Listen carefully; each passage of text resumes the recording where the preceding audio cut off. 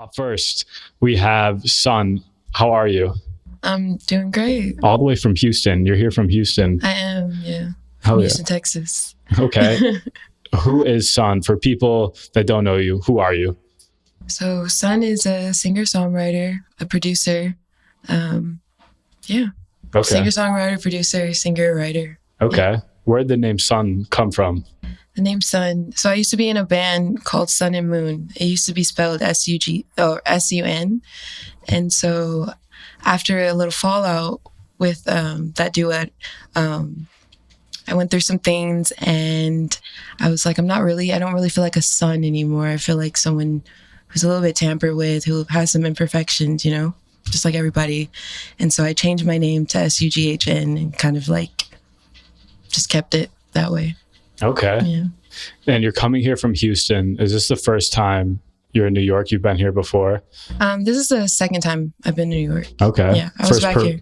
First performance in New York? First performance? No, actually my second. Okay. I came here in February for another performance. Okay. So. What does Houston mean for you growing up there and your artistry and everything that you're doing out there?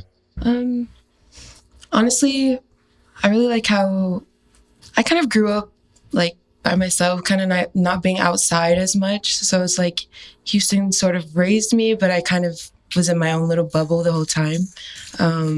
I like that Houston provides me like kind of like a quiet space to create.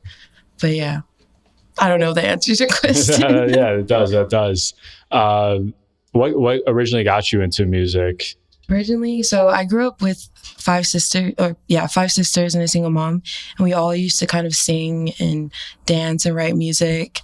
And my family is very religious, so they never pursued anything, but I always just like secretly wanted to do more. They were Jehovah's Witnesses, by the way, so you can't really pursue anything secular like outside of it. So yeah, I just kind of kept doing music and ended up continuing it. That's amazing. Were you a Jehovah's Witness? I was. You were? I was, yeah. You're a preacher? I was. I used to go door to door and preach the Bible, wow. Talk about Jesus. How long did you do that for? I did that up until I was 18. Okay. Yeah. When did you start? Started when I was born. Wow. So that's your whole life. Preaching? Yeah, preaching. When I was like 8. Okay. Yeah. That's a good chunk of your life right there. I know. Was there a moment in your music journey, like whether it was singing with your sisters and your mom, where you're like, I want to do this for real, that like really sticks out to you? Definitely. Growing up, my family used to do like talent shows because we were such a big family. And so we would all get told to do like a song or like to write something. And whenever we would have those little talent shows, I would just feel like it was something that I was supposed to do. Like, so yeah. Was there a song that like you loved performing at those talent shows? There was. It's by Aaliyah. Okay. I think it's 1 in a Million. Okay. Yeah. I always love performing that song. So that's fire. And talking more about your music, one of your bigger records, Safe Space, it's about to hit 1 million streams on Spotify. Mm-hmm. How's that feel? It feels amazing, honestly. Did you know that song was gonna do what it did? Or? No, I didn't. I had just signed with a new distribution at the time, and we were just kind of figuring out like what single we should start with first. I was like, let's just go ahead and do Safe Space. And we never knew or like thought that it would, you know, have the turnout that it did. Wow. So that's amazing. How'd that song come to be? Honestly, it was just me and my friend who's also a producer. We were just kind of hanging out, and I was like, hey, like I have this melody that's just been in my head. Like we should try it out. And we just started playing it, and I just sort of freestyled, like everything here in that song I just freestyled, and really? Like we just ended up keeping it that way. So you didn't write to anything, it was just like all off? Wow. Right.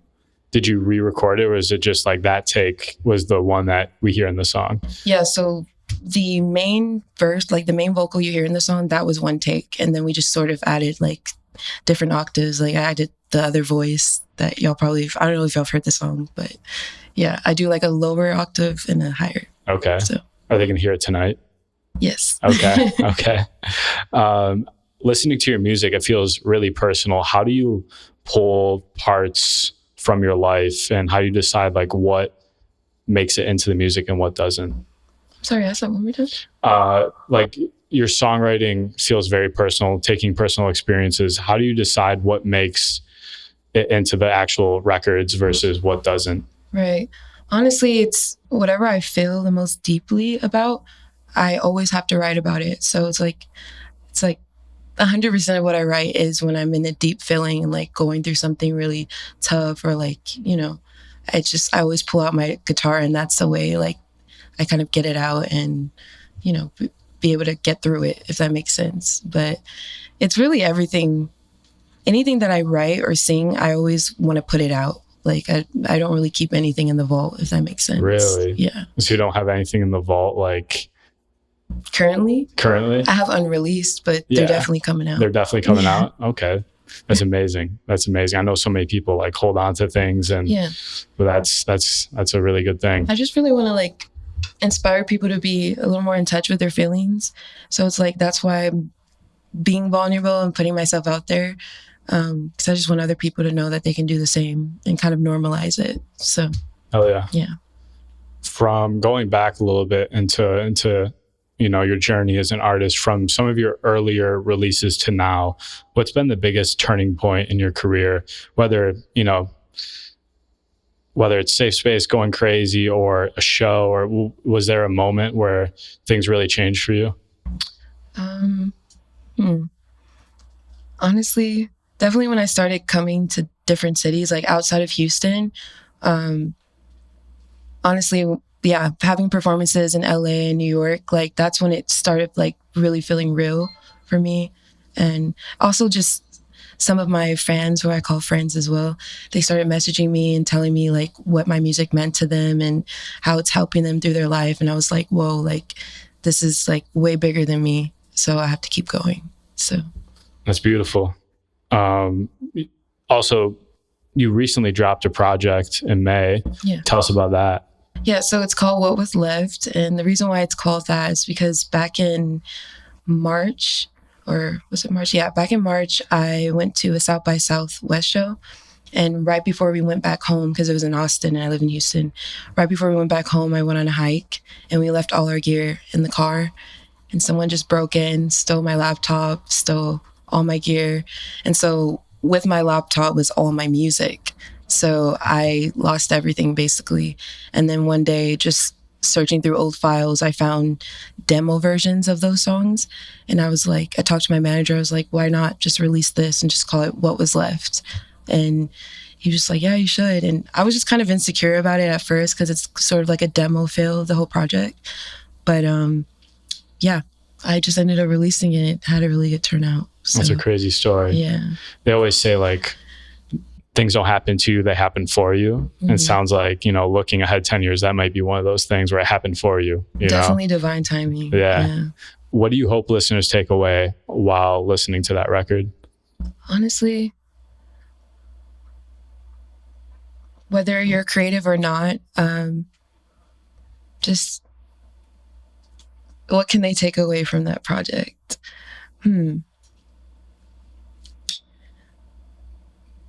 I'm so sorry. No, you're fine. It's because my music is like very like personal. So it's like, without going too deep into what it's about, I want the listeners just to take from it that music doesn't have to be perfect, it just needs to strike a feeling. And that's what matters the most. If it affects you, it affects you, and just put it out, That's so true. That's a great takeaway. That's a great takeaway. As an artist, like in today's landscape, whether it's social media, whether it's performing, just the digital world, what's been the biggest challenge that you've had to navigate as an artist? Definitely just finance-wise. I'm an independent artist, so everything that I do, it comes out of my pocket. So it's like just kind of trying to find balance and making sure I can provide for myself and also pursue my dream. That's been a bit of a challenge, but as things have gotten better, like more challenges are, like sometimes with live shows, if sound isn't going well, or just, artist things. But Those have been some of the challenges, and also just growing up being a very kind of anxious person. A lot of people ask me like, why did you choose this career if you're so anxious? But I'm like, music is much more like than just showing yourself to the world. Like music is way deeper than that. Yeah. And so it has been a challenge just putting myself out there more, but it's been very rewarding. So the challenge is becoming a lot easier. That's amazing. Like, to manage. It makes you more, you can take anything that comes at you, so it's just preparing you for what's to come. Right. Looking at, like, I was diving into your TikTok. You've had a few videos that have gone viral. What's one strategy or moment that really helped with your growth on whether it's like, Spotify or social? Strategy. Just sort of like grounding myself, making sure that I'm going in nature and just kind of just staying true to myself and being with myself to get to know myself like as much as I can, so that I can, apply the energy to what I do. I don't know if that answers your question. Oh, that does. That does, 100%. So, yeah. Sounds like it's like a lot more authentic version of yourself comes out when you do that. Yeah. That's amazing. If someone has never heard your music before, this is their first time, whether here, watching online, first time experiencing, listening to your music, what is one song that they should start listening to? What's the first song they should listen to? Definitely Two Different Souls. Yeah. I feel like that's kind of the foundation of like who I am and like the type of music I make, even though I do so many different things. But yeah, definitely Two Different Souls. Okay. Yeah. And looking ahead, what's next for you? What do you have planned? Any exciting things in the works? Yeah. So I have a new single coming out. It's called Bad Dreams. I just did it On the Radar for it a couple of days ago. Congrats. On the Radar was released a couple of days ago. Thank you.